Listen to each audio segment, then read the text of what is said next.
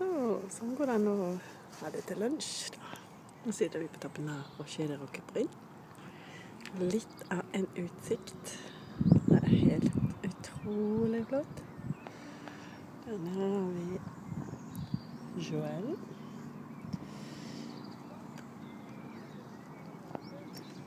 Der har vi Roquebrune.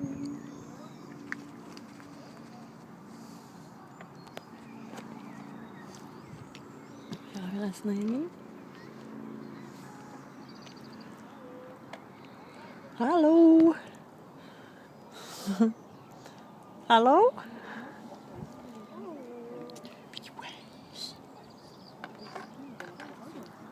Hallo!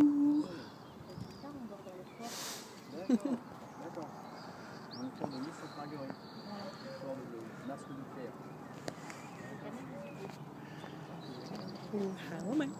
Hallo.